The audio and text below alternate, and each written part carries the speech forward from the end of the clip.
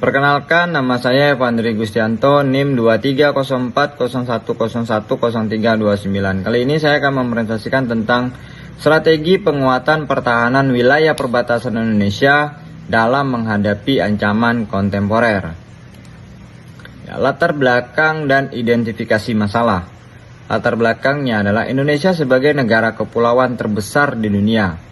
Dengan 17.000 lebih pulau, garis pantai 81.000 km, berbatasan langsung dengan 10 negara. Posisi strategis ini menghadirkan tantangan serius, sengketa batas wilayah, illegal fishing, penyelundupan, bahkan ancaman separatisme yang mengancam kebutuhan NKRI. Nah, fokus permasalahannya ada 4. Yang pertama, bagaimana kondisi aktual pertahanan wilayah perbatasan Indonesia? Apa saja ancaman kontemporer terhadap kedaulatan teritorial? Faktor apa saja yang mempengaruhi keamanan wilayah NKRI? Bagaimana strategi penguatan pertahanan perbatasan?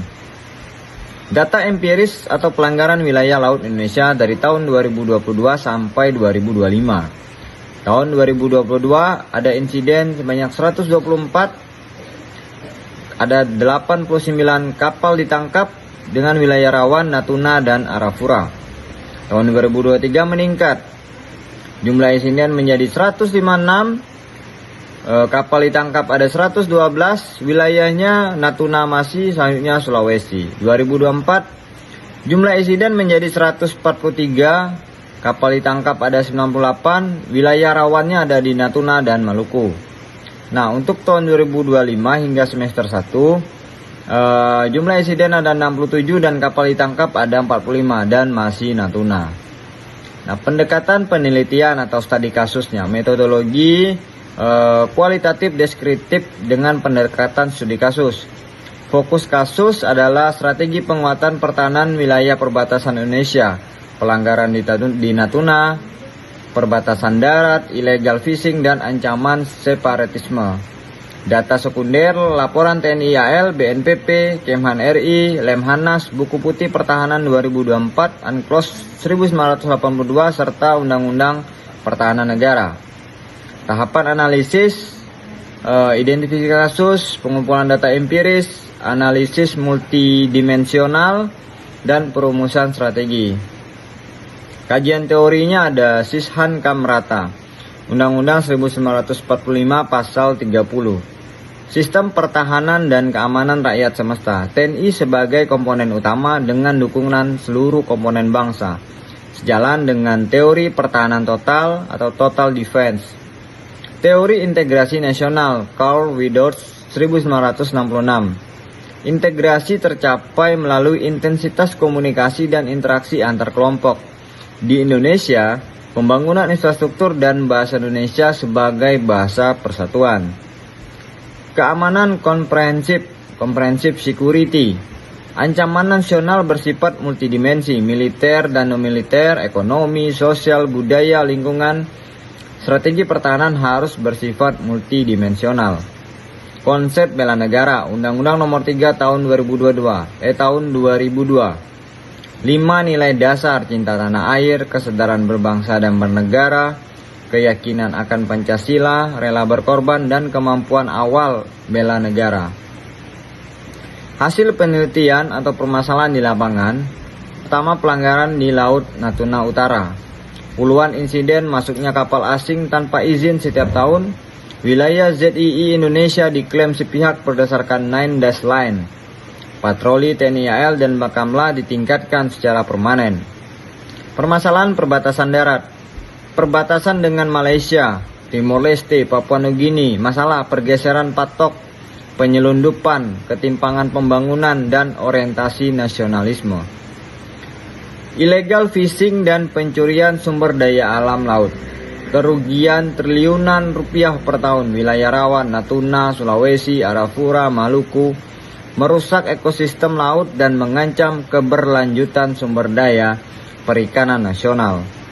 Ancaman separatisme disentrigasi.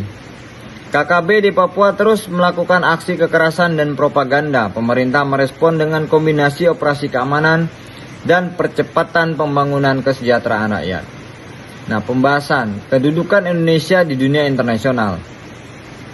Jadi posisi geopolitik dan geostrategis. Indonesia terletak di persimpangan jalur perdagangan internasional antara dua benua, Asia dan Australia, dan dua samudra, Pasifik dan Hindia.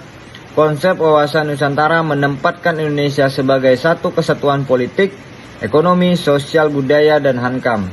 Selat Malaka merupakan salah satu jalur pelayaran tersibuk di dunia. Peran dalam organisasi internasional. Pendiri ASEAN, peran sentral via RF dan ADMM, aktif di PBB, G20, kerjasama bilateral dan multilateral, ratifikasi UNCLOS, pengakuan Islamic State, politik luar negeri bebas aktif untuk keseimbangan global, kedaulatan penuh atas perairan kepulauan. Itu faktor yang mempengaruhi keamanan perbatasan. Geografis, ribuan pulau, 2/3 wilayah Indonesia berupa laut. Topografi beragam di perbatasan darat, memerlukan kapasitas patroli maritim besar. Selanjutnya militer dan pertahanan. Rasio personel TNI di bawah standar ideal. Anggaran kurang dari 1% PDB yang membatasi modernisasi alutsista. Ekonomi. Ketimpangan pembangunan perbatasan dengan wilayah lain. Masyarakat bergantung pada fasilitas negara tetangga. Sosial dan budaya, keberagaman SARA bisa jadi kekuatan sekaligus tantangan. Potensi konflik dan sentimen kedaerahan kadang berlebihan. Politik dan diplomasi, persaingan kekuatan besar di Indo-Pasifik, sengketa Laut Cina Selatan, isu keamanan non-tradisional, teknologi, ancaman cyber dan perang informasi, peluangnya radar, satelit, dan drone untuk pengawasan wilayah. Data pertahanan dan perbatasan darat. Data perbatasan darat Indonesia, Malaysia ada 18 pos, sebagian selesai, Timor Leste 5, sebagian selesai, Papua New Guinea 7. Jadi anggaran dari APBN dan PPDB tahun 2023 memang terjadi kenaikan, tapi persentase kenaikannya masih belum terlalu besar. Seperti lihat, tahun 2023 4,5% dari APBN, 2024 4,6, 2025 4,8%. Kesimpulan dan rekomendasi. Kesimpulannya adalah kedaulatan Indonesia menghadapi ancaman multidimensi, pelanggaran batas, illegal fishing, penyelundupan, dan separatisme. Posisi geopolitik strategis memberikan peluang dan tantangan di kawasan Indo-Pasifik. Pertahanan perbatasan dipengaruhi faktor geografis, militer, ekonomi, sosial, politik, dan teknologi. Sishankam merata harus diimplementasikan konsisten dengan partisipasi aktif seluruh warga negara. Rekomendasi, naikkan anggaran pertahanan bertahap menuju 1,5% PDB. Percepatan pembangunan infrastruktur wilayah perbatasan. Perkuat diplomasi dan percepat penyelesaian delimitasi batas. Kembangkan sistem radar, satelit, dan drone terintegrasi. Perluas program pendidikan bela negara ke seluruh lapisan. Jadi kesimpulannya adalah menjaga kedaulatan teritorial NKRI adalah tanggung jawab bersama militer, pemerintah, dan seluruh warga negara melalui semangat Sishankam merata.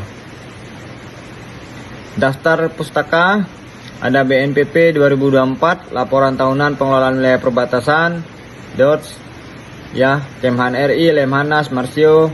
Jadi ini adalah daftar pustaka yang saya gunakan. Terima kasih. Wassalamualaikum warahmatullahi wabarakatuh.